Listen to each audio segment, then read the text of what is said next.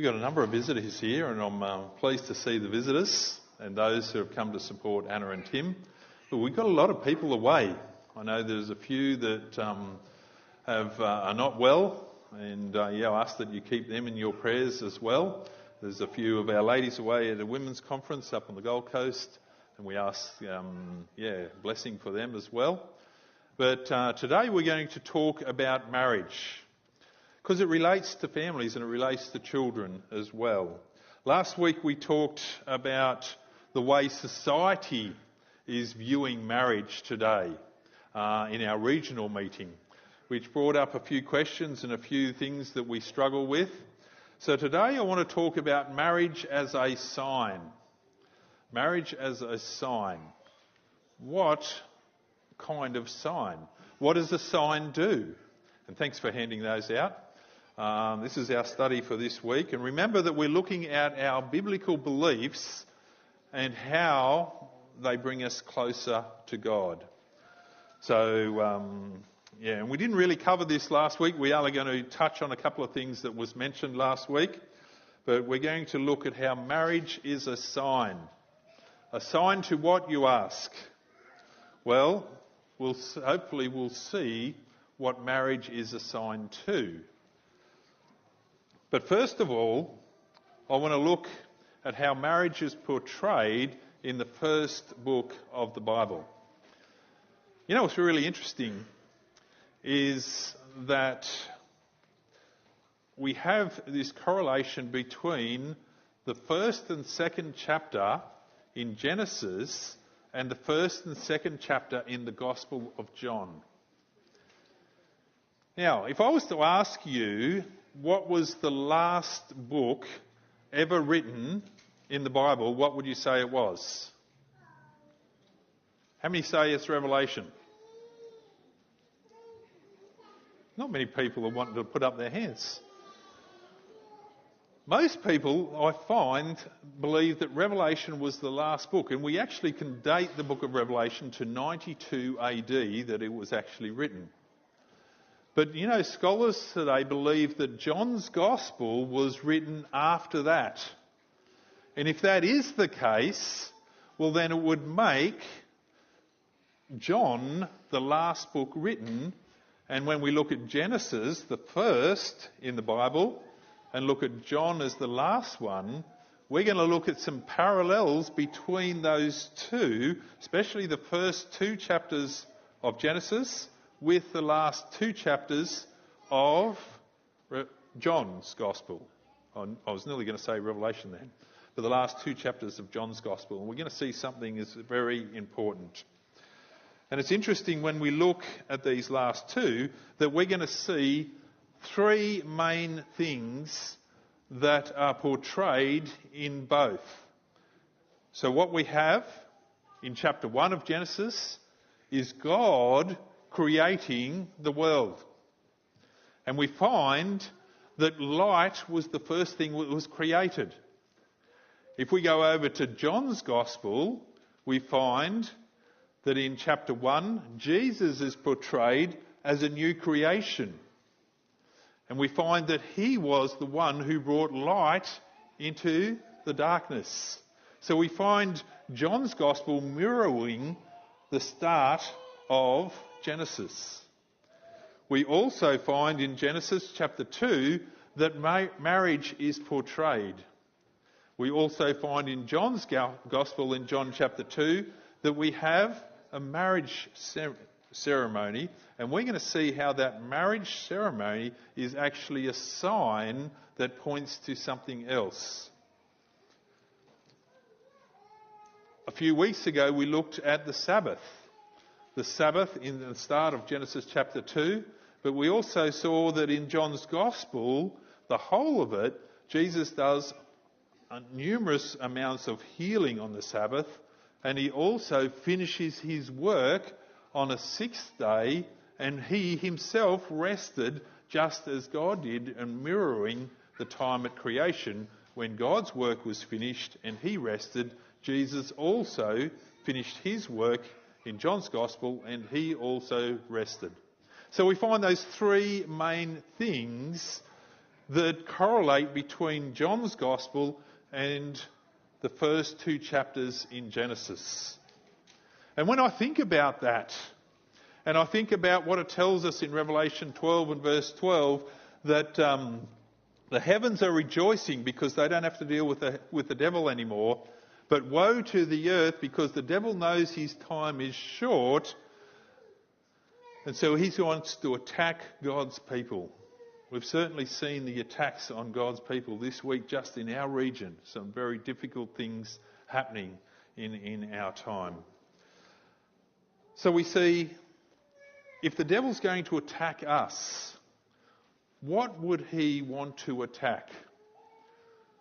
I believe he wants to attack those 3 main things that we have in Genesis, that is also portrayed in one of the last books written in the Bible, in John, which are creation and the creation of light. Why would he want to get rid of that? Because he wants to take away that God is our creator. He wants to take away that he sheds light into our world.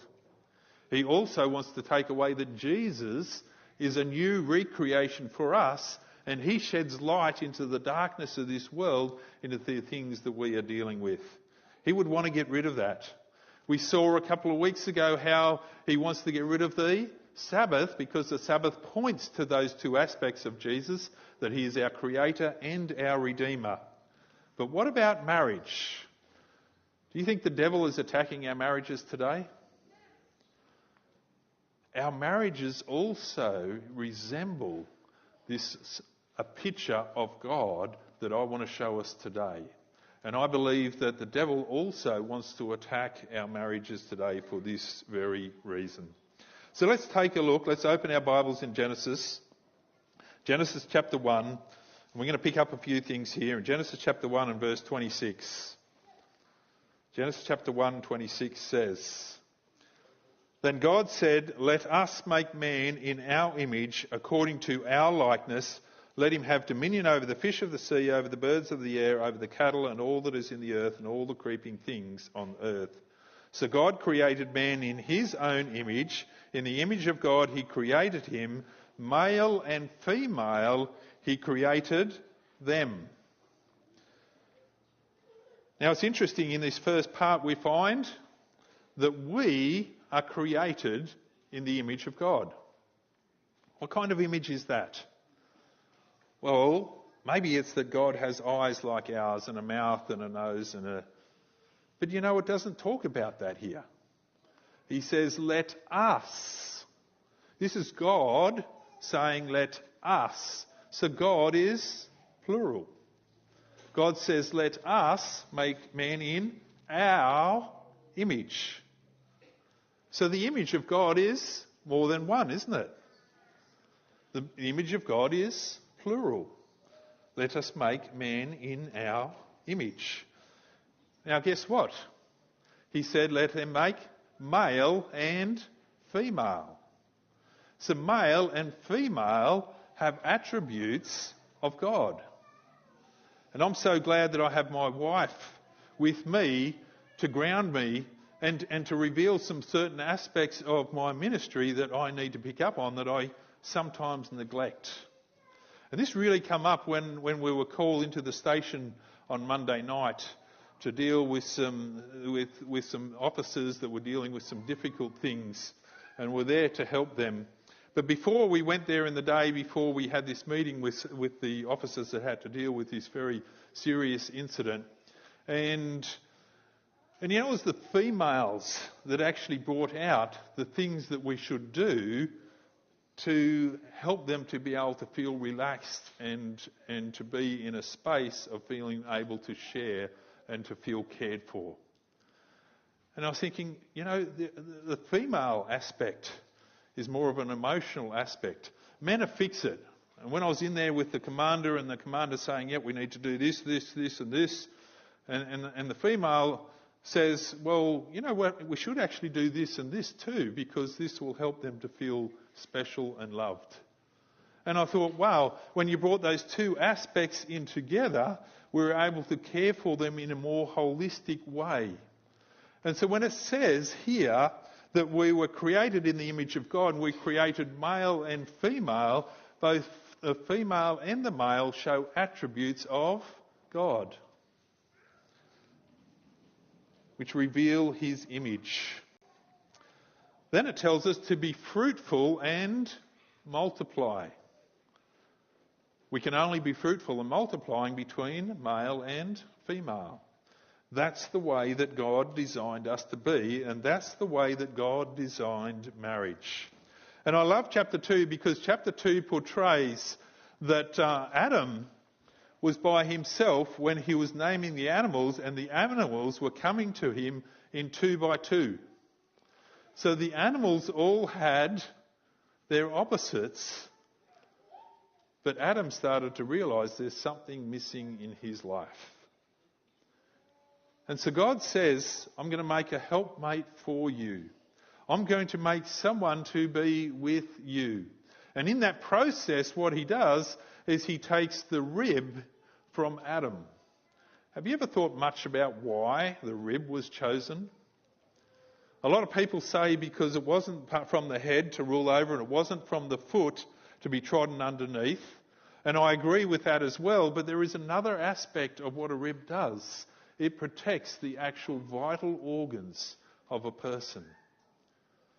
And so this person that God was creating for Adam was taken from the rib, the part that protects the vital organs.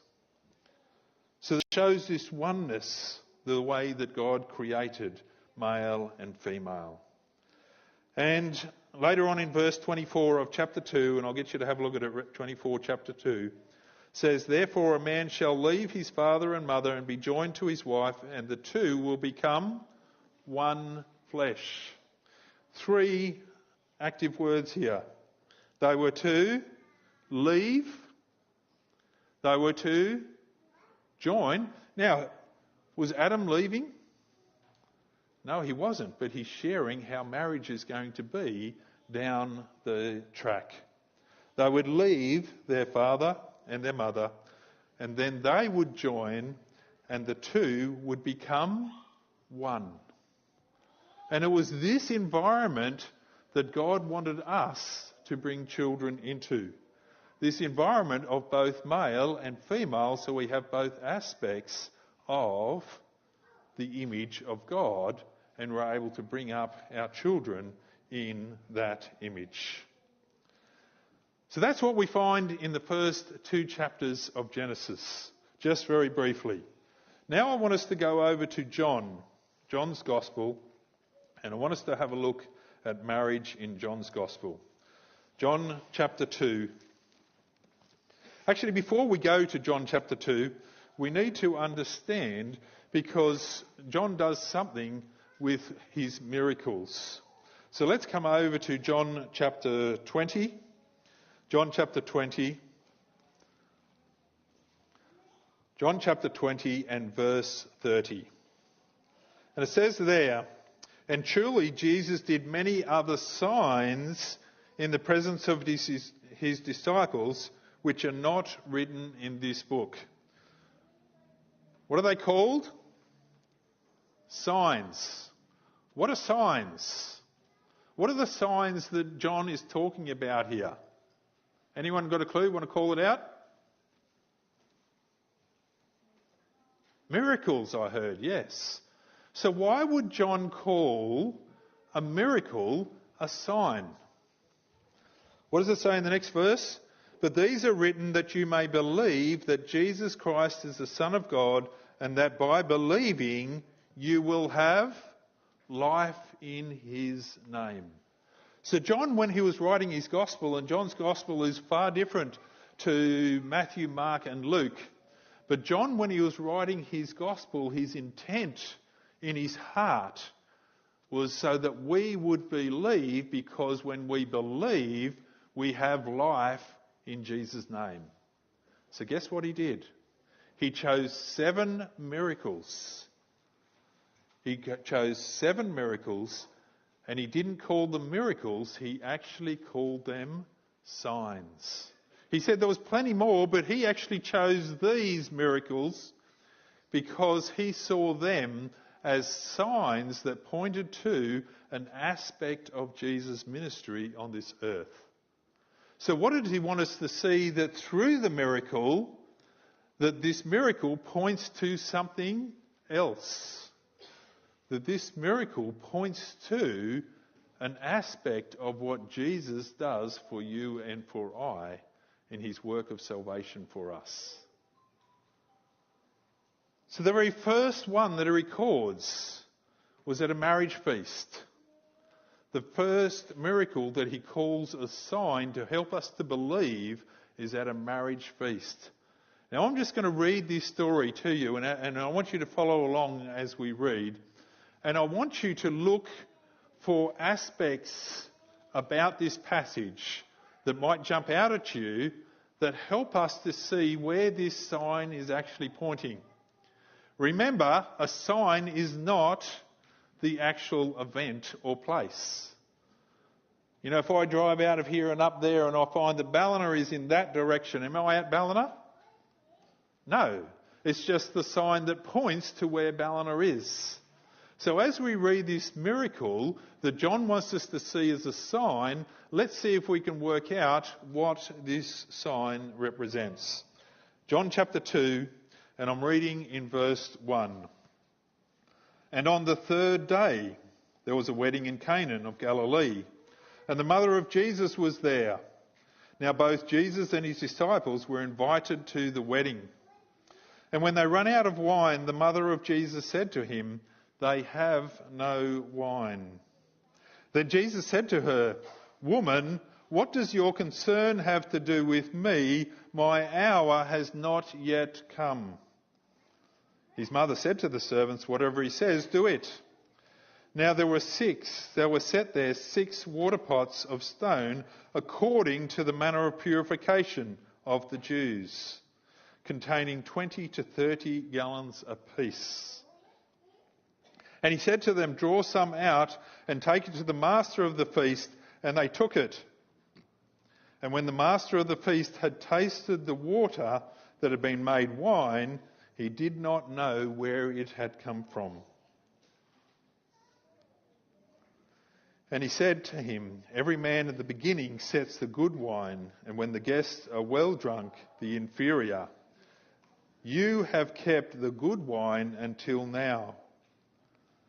And then he finishes this section with verse 11 that says, "This beginning of signs Jesus did in Cana of Galilee and manifested his glory, and his disciples believed in him." So we see the first of the signs did what? It manifested Jesus' glory. Now I'm sure the mother of Jesus, when she had this intent, she'd grown up with this belief of who he was. That he was the Messiah. That he was the unique one. And I can just imagine her getting frustrated with waiting for him to reveal himself to all. And her intent probably at this marriage feast is, now it's time to reveal yourself to all. But what he does is he churns water into wine, and even the master of the ceremony didn't know where it had come from. So did you pick out the markers as we read through? Did you pick out anything that might have pointed to where this sign points to? In the very beginning, Jesus says to his mother, he calls her woman, and he says, "My hour has not yet come." His hour, what was his hour? If you read the Gospel of John, you see right through the Gospel of John that they wanted to kill Jesus, but his hour had not yet come. Something else happened, but it didn't happen because his hour had not yet come.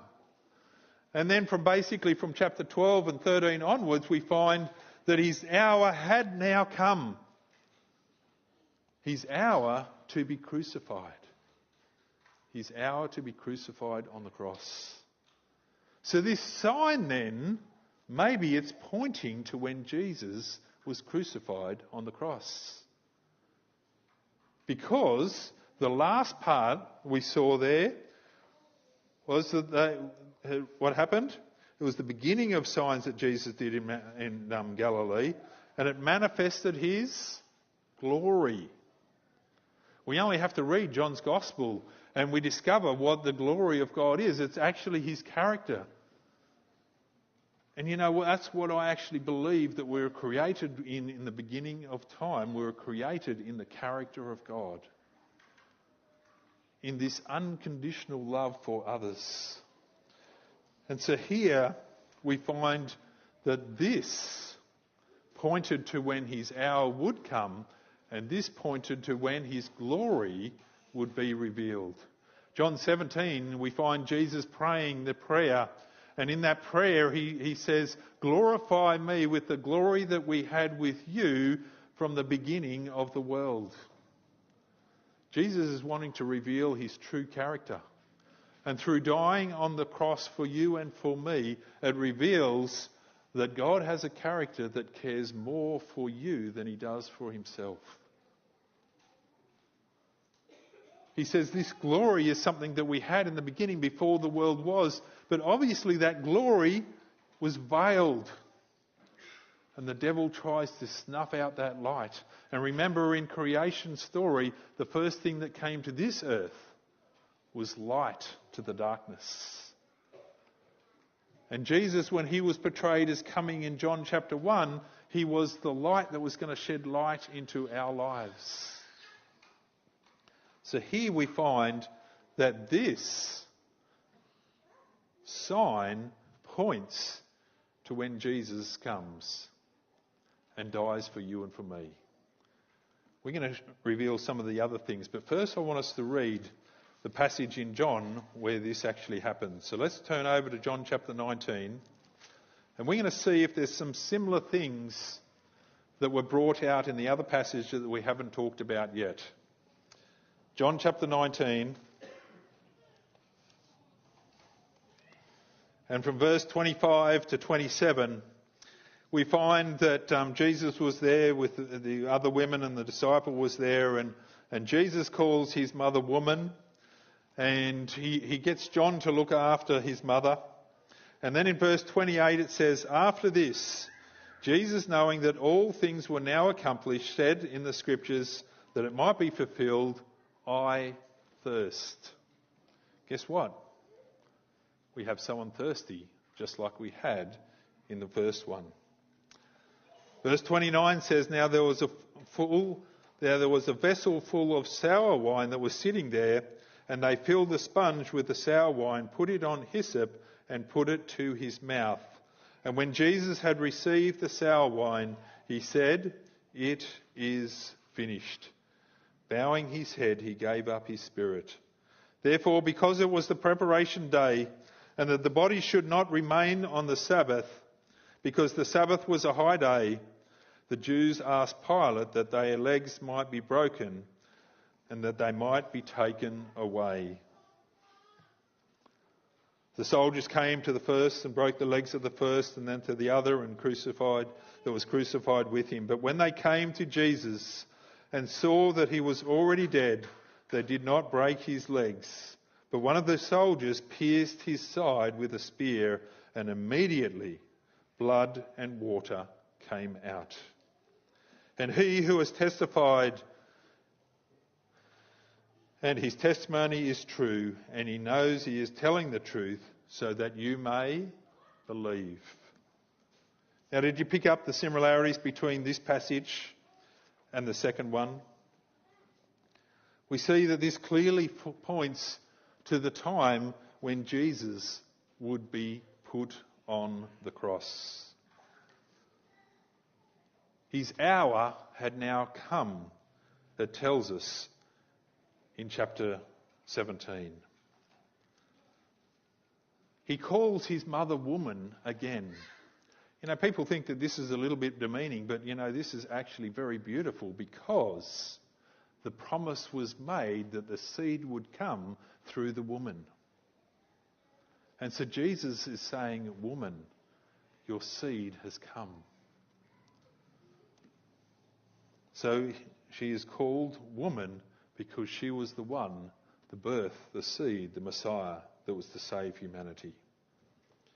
We find in the first passage that the wedding guests were thirsty. And when the wedding guests were thirsty, what did Jesus do? He gave them the best wine ever. The best wine ever. But when Jesus was thirsty, what did he have to take? He took the sour wine, the cup of indignation. He took the punishment for you and for me so that we could experience the best wine ever. We noticed that the wine was filled to the brim. There was enough for everybody. And not only that, it actually came from a certain pot. Did you pick up what kind of pot it was that it came from? The pots of purification. In other words, this water being changed from water into wine had something to do with purifying. And it was the best wine ever. They did not know where the wine had come from, just like they didn't know where Jesus had come from. We find it was the sixth day. It was the sixth day that Jesus was poured out for you and for me, recreating us anew just as God created us at creation.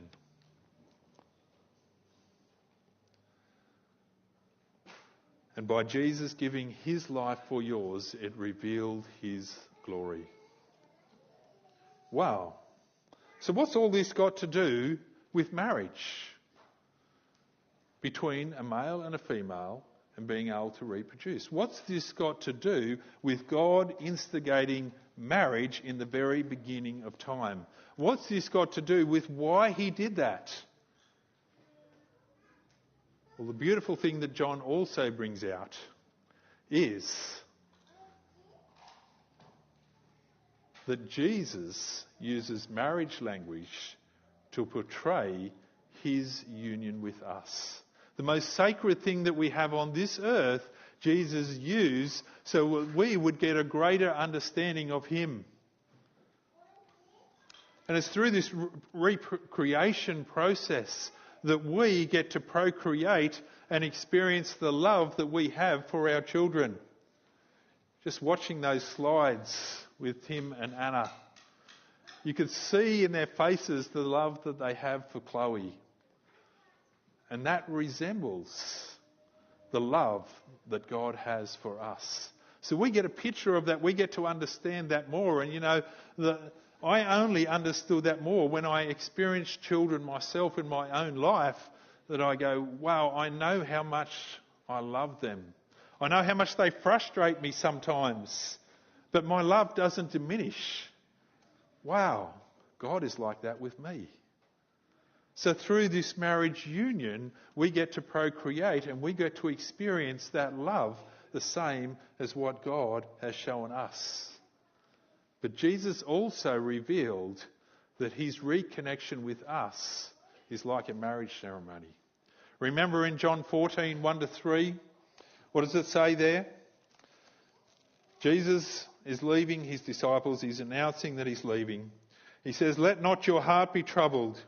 You believe in God, believe also in me. In my Father's house are many mansions, and if it were not so, I would not have told you. But I am going to prepare a place for you, and if I go and prepare a place for you, I will return." That's marriage language. When that feast in heaven is also marriage language. In the Middle Eastern culture, when people would get married, they would have the engagement service first, and after the engagement service, the husband-to-be, he would leave his wife and he would not see her again until he built a place for them to dwell. And when the house was finished, when he built that place and when it was ready, he would come back for the marriage to take place. And when the marriage took place, he would take his bride to be back with him where he was. So when Jesus told his disciples he's leaving, he's saying, this is the way that it is. I'm actually going away, but I'm going away to build a place for you to come with me. And so he's using marriage language. Revelation chapter 21 tells us that the Lamb is waiting for the bride. And he uses that language again to show that our union with his is like a marriage ceremony. You know, one of the most important times in my life was standing in this place, not as a minister, but as a young man, watching my wife came down this aisle to be joined to me forever. And that was so beautiful.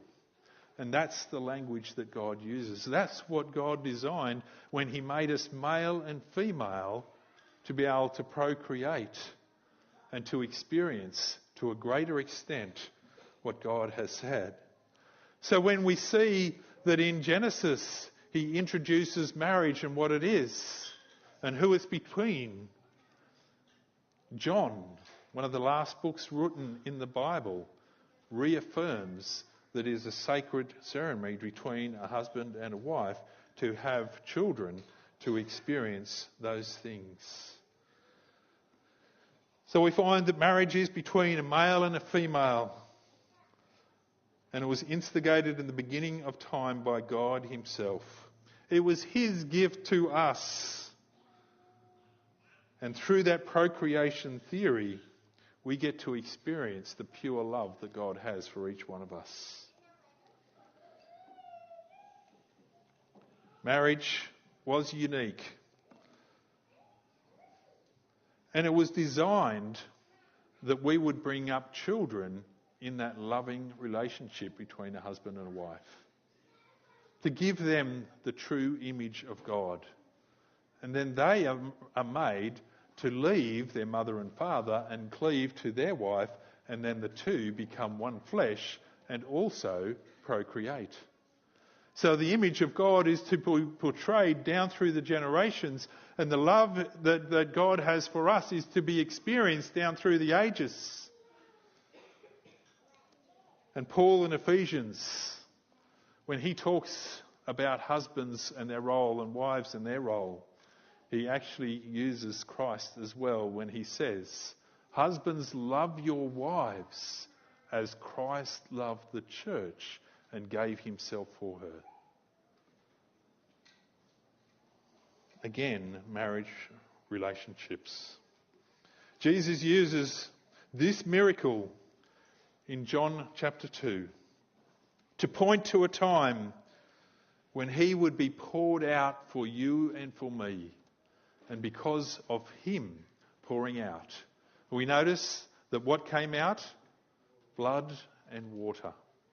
Water that washes, that represents baptism, and his blood which cleanses us from our sin, which enables this union to take place. So he used the marriage service to point to when he would be poured out for you and for me, so that we can be joined with him when he returns. Yes, marriage gives us a view of the unconditional love of God for every single one of us. And we find that this is one of the things that he's going to attack at the end of time, because he's trying to diminish the fact that God is our creator. He's trying to diminish the fact that he is the one that brings light into our lives. And he also attacks marriage, so we don't get a picture of his love for us. So the question I want to leave you with, as we consider why God made this beautiful union in the beginning of time. And the question is, would you like to experience anew, afresh, that love that he has for you? And it's by looking at this book and seeing the glory being revealed to us that we get that picture of who God is. So my question to you is, do you want to experience that? And if you haven't considered baptism, maybe that's something that you want to experience as well, as uniting yourself with God who wants to be with you forever.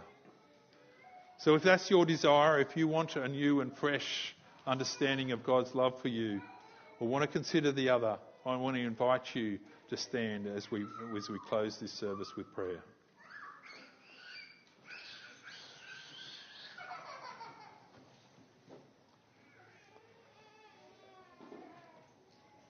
Let's bow our heads.